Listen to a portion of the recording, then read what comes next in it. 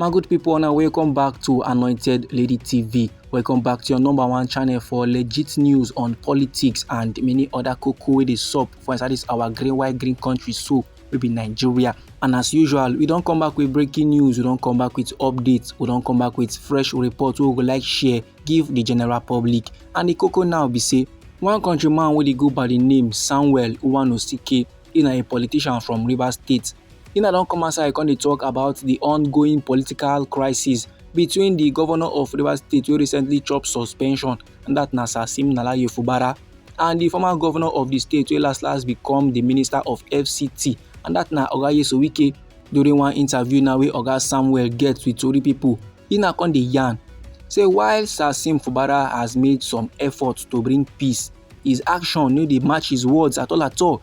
He say Fubara now dey do the things wey go last bring stability, but the things wey Fubara dey do and wetin him dey talk na two different things entirely. And now to confirm the report wey dey ground, say Fubara go meet Oga Wike for his private residence for inside Abuja. Oga Samuel come dey talk am say yes, those kind levels happen. Say Fubara recently visit Oga Wike in attempt to settle their differences, but however, Oga Samuel now dey yarn say many country people wey bin support the political movement dey feel betrayed. According to him, some of these people now don lose their businesses, even their properties, because of the crisis. Oga Samuel now come begin dey explain, he now begin come dey elaborate, dey throw more light onto the things wey he come to talk. And he now come dey yarn say peace cannot happen lie if only a few people are involved in the peace talks. He say currently people plenty wey don help build this political family, and e go make more sense if men invite those men now wey don help build the family to the table to come talk and agree on a way forward. And no be lie, my good people, you know say many countrymen now dey on the sidelines, many country people wey dey involved in the things now wey dey go on politically for inside Rivers State. And even Oga Wike sef wey be minister of FCT bin don talk am before, say before peace go last come board for Rivers State, Fubara go gas come and beg sincerely. And no be only Fubara suppose dey present, members of the National Assembly suppose plaster. All the members of the Rivers State House of Assembly must answer present too. All those men now wey be say dem dey involved one way or the other, they gats come to the table and make men talk about the way forward. If not, peace no go come board at all. If not, men no go reason the peace talks as a genuine something, men no go take am serious. Now, even as Oga Samuel now come yarn all these levels finish, he now come still proceed further dey criticize the supporters of Fubara for holding regular protests for inside Port Harcourt. He now come dey yarn say the thing now no dey help the situation at all. Say Fubara wey be the suspended governor of Rivers State cannot come and tell countrymen that he is seeking peace when his supporters are busy in the streets doing protests every day for inside Rivers State. Oga Samuel now come dey yarn say men even go as far as to bring old women from villages and come make them to dey go half naked during protests dem. People has also been insulted online sake of the matter. So he now dey believe 100 say for peace now to true happen for inside Rivers State, Fubara wey be the suspended governor must first ask his supporters make dem stop the protest. And if he do that level, that go show say he true wants peace for inside Rivers State, because last peace dey start with action, not words dem.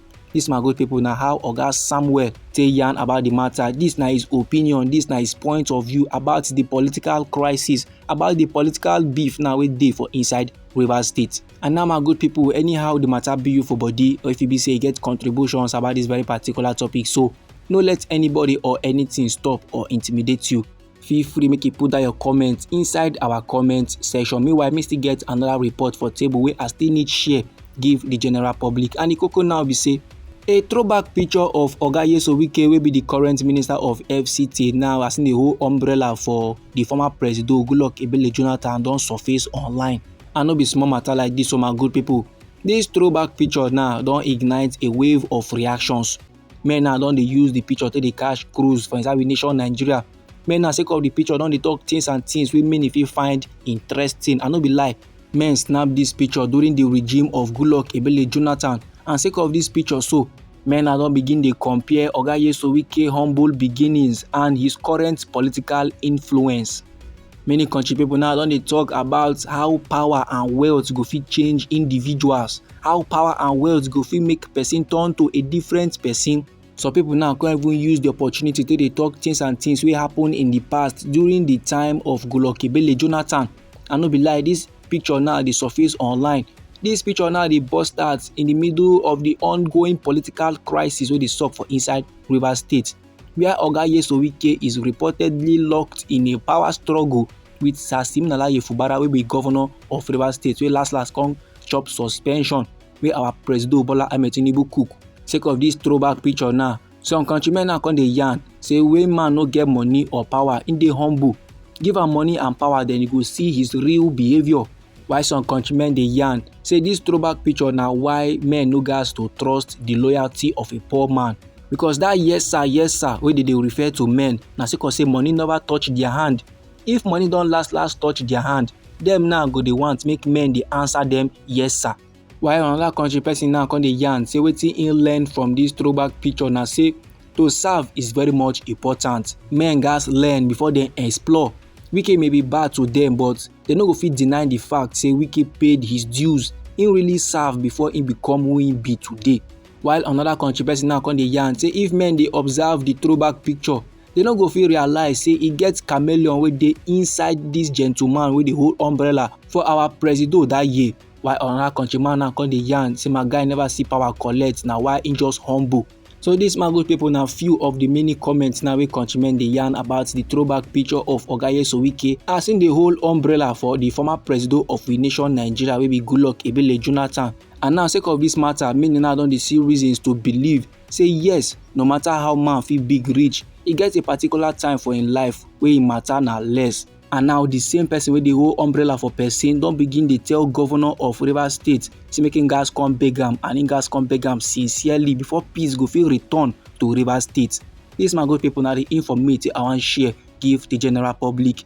Now anyhow the matter be you for body, or if e be say you get contributions about this very particular topic, so no let anybody or anything stop or intimidate you.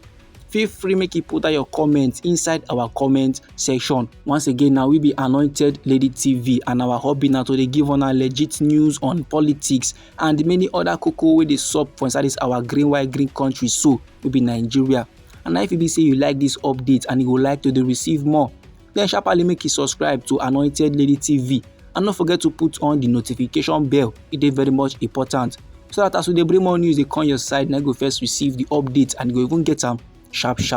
Now me dey come back with more news, me dey come back with more reports, me dey come back with more updates for you my good people. Try make you no go anywhere.